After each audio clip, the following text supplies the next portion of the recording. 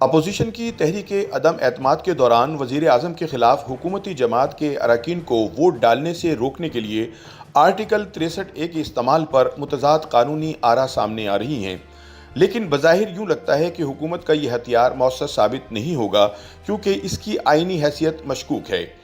وزیر اطلاعات فواد چودھری نے اعلان کیا ہے کہ فلور کراسنگ کرنے والوں کے خلاف موقع پر آئین کی شق 63(a) کے تحت کارروائی کی جائے گی اور یہ اسپیکر کا اختیار ہے کہ وہ منحرف ہونے والے رکن اسمبلی کا ووٹ گنے یا نہ گنے۔ فواد کے اس موقف کے بعد 3 اہم آئینی سوالات کھڑے ہو گئے ہیں۔ پہلا یہ کہ کیا کوئی رکن اسمبلی اپنی پارٹی کے خلاف ووٹ دے سکتا ہے؟ دوسرا یہ کہ کیا کوئی پارٹی اپنے کسی رکن کو پالیسی کے خلاف ووٹ دینے سے روک سکتی ہے؟ تیسرا سوال یہ کہ کیا اسپیکر کسی ووٹ کو گننے سے انکار کر سکتا ہے؟ سب سے پہلے تو یہ سمجھا جانا ضروری ہے کہ فلور کراسنگ کا مطلب کیا ہے اور سیاسی جماعتیں اپنے ارکان کے کس عمل کو فلور کراسنگ مانتی ہیں۔ سادہ الفاظ میں کسی منتخب رکن کا اپنی جماعت کو چھوڑ کر دوسری جماعت کے حق میں ووٹ دینا فلور کراسنگ تصور ہوتا ہے۔ پاکستان کی آئینی تاریخ پر بات کرتے ہوئے انٹرنیشنل کورٹ آف جسٹس کی لیگل ایڈوائزر ریما عمر نے بتایا کہ 1973 کے آئین میں انحراف کرنے والے اراکین کے بارے میں شروع میں کوئی واضح شق نہیں تھی۔ 1997 میں نواز شریف کی دوسری حکومت کے دوران 14ویں ترمیم کے تحت سیاسی جماعت سے انحراف کرنے کے حوالے سے یہ شق یعنی 63(a) آئین کا حصہ بنائی گئی۔ اس شق کے تحت کسی بھی سیاسی جماعت کے رکن کے خلاف پارٹی کے خلاف ووٹ کرنے پر ڈسپلنری ایکشن ہو سکتا تھا۔ ریما عمر نے بتایا کہ اس شق کو آئین کا حصہ بنانے کا مقصد اس بات کا اطمینان کرنا تھا کہ حکومت کے کام کرنے کے طریقے یا کارروائی میں کوئی خلل نہ آ سکے۔ اس دوران بھی اس شق کے معنی خاصے جامع تھے، یعنی آپ سیاسی جماعت کے خلاف کچھ بھی نہیں کر سکتے یا بول سکتے تھے۔ نواز شریف کے دور میں انڈیا اور پاکستان کے اس قانون میں کوئی خاص فرق نہیں تھا۔ 14ویں ترمیم کے تحت پارٹی کے سربراہ کے پاس یہ طاقت تھی کہ وہ کسی رکن کو انحراف کرنے کے الزام میں برطرف کرے، لیکن سابق صدر اور فوجی آمر پرویز مشرف کے دور میں اس شق کا دائرہ مزید تنگ کیا گیا۔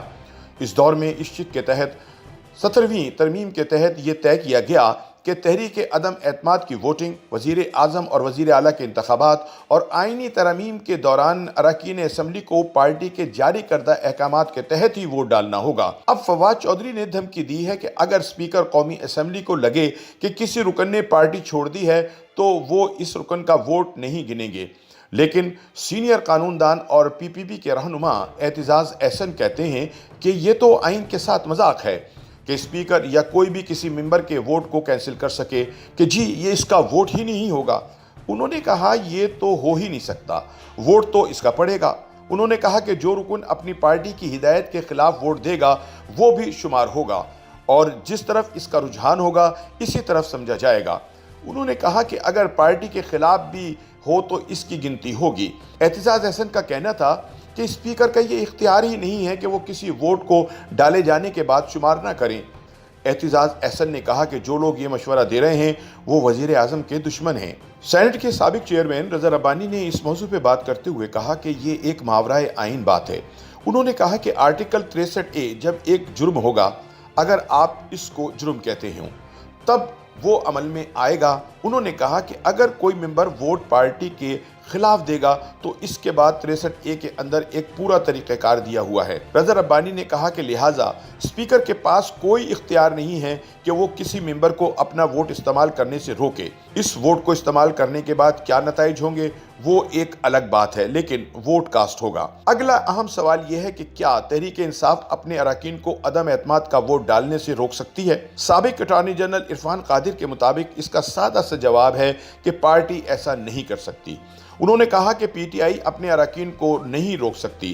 اگر وہ فرض کریں کہ روک لیں اور نااہل کرنے کا ریفرنس بھیج بھی دیں تو پی ٹی آئی کو اسمبلی میں وزیر اعظم کے حق میں اعتماد کے لیے مزید ووٹ درکار ہوں گے۔ تو اب سوال پیدا ہوتا ہے کہ کیا نااہل کیے گئے ارکان کو نکالنے سے وزیر اعظم کے حق میں اعتماد کے لیے ووٹ کم پڑ سکتے ہیں؟ عرفان قادر نے کہا کہ ایسا بالکل ممکن ہے۔ اس وقت قومی اسمبلی میں پی ٹی آئی کی اکثریت ہے، اگر وہ اس اکثریت میں سے بیشتر کو نکال دیتی ہے یا ان کا ووٹ نہیں گنتی تو پھر اعتماد بحال کرنے کے لیے مزید ووٹ کہاں سے لائے گی؟ یاد رہے کہ قومی اسمبلی میں وزیر اعظم پر عدم اعتماد کے لیے اپوزیشن کو 172 ووٹ چاہیے، جبکہ اپوزیشن کا دعویٰ ہے کہ ان کے پاس تمام حزب اختلاف کی جماعتوں کے اراکین، پی ٹی آئی کے باغی گروپ اور دیگر اتحادیوں کو ملا کر 200 کے قریب اراکین بنتے ہیں۔ اس وقت یہ چیمہ گوئیاں بھی جاری ہیں کہ عدم اعتماد تحریک کا نتیجہ کیا نکلے گا۔ پیپلز پارٹی کے رکن اور سابق سینیٹر فرحت اللہ بابر نے بتایا کہ آئینی اور قانونی طریقہ کار پر اگر عمل کیا جائے تو معاملہ کافی سیدھا سادہ سا ہے، لیکن اس وقت وزیر اعظم غصے میں لگ رہے ہیں اور عین ممکن ہے کہ وہ خود کو بحال کرنے کے لیے ہر حربہ استعمال کریں۔ اگلا اہم سوال یہ ہے کہ کسی رکن اسمبلی کو نااہل کرنے کا طریقہ کار کیا ہے؟ ریما عمر کے مطابق آئین کے مطابق یہ طریقہ کار رکن اسمبلی کے ووٹ ڈالنے کے بعد ہی شروع ہوتا ہے اور ماہرین کے مطابق یہ مرحلہ خاصا طویل ہے جس کے مکمل ہونے میں کئی ماہ لگ سکتے ہیں۔ 30 دن کے اندر رکن فیصلے کے خلاف سپریم کورٹ جا سکتے ہیں، جس کے بعد سپریم کورٹ میں 60 سے 90 دن مزید لگ سکتے ہیں۔ ریما عمر کے مطابق پاکستان کے آئین میں اسپیکر اسمبلی کی حیثیت پوسٹ آفس سے بھی کم ہے۔ 18ویں ترمیم کے بعد آئین کی شق 63A میں یہ واضح کر دیا گیا ہے کہ اگر کوئی ممبر قومی اسمبلی یا صوبائی اسمبلی اپنی جماعت کے خلاف ان خاص حالات میں ووٹ کرتا ہے یا ووٹ ڈالنے سے منع کرتا ہے تو جماعت کے سربراہ اسپیکر اسمبلی کو رکن کے منحرف ہونے کا ریفرنس دیتے ہیں۔ انہوں نے بتایا کہ سپریم کورٹ نے اس کی مزید وضاحت کرتے ہوئے کہا ہے کہ آپ کسی رکن کو بغیر سنے ریفرنس نہیں دے سکتے، جس کے لیے پارٹی سربراہ رکن کو پہلے شوکاز نوٹس دیتے ہیں۔ رکن پارٹی سربراہ کو جواب دیتے ہیں کہ انہوں نے کیوں یہ فیصلہ کیا۔ اس کے بعد پارٹی سربراہ ڈیکلیریشن یا ریفرنس اسپیکر کو بھیجتے ہیں، جس کے بعد اسپیکر رکن کے خلاف اس کی ڈیکلیریشن یا ریفرنس کو الیکشن کمیشنز میں بھیجتے ہیں۔ ریما عمر نے کہا کہ اگر کسی وجہ سے اسپیکر الیکشن کمیشن کو ریفرنس نہیں بھیجتے تو عمومی طور پر یہ خیال کر لیا جاتا ہے کہ اگلے 2 دن میں وہ اس ریفرنس کو ECP کو بھیج دیں گے۔ الیکشن کمیشن کے پاس یہ ریفرنس پہنچنے پر وہ رکن قومی اسمبلی کو سنتے ہیں، جس کے بعد رکن کی نااہلی کا حتمی فیصلہ الیکشن کمیشن کے پاس ہوتا ہے۔ ساتھ ہی رکن قومی اسمبلی کے پاس یہ حق ہے کہ وہ سپریم کورٹ میں اپنے خلاف درخواست یا تحریری ریفرنس کو چیلنج کر سکتے ہیں۔ اس کی ایک بڑی مثال پی ٹی آئی کی سابق رکن عائشہ گلالئی کی ہے۔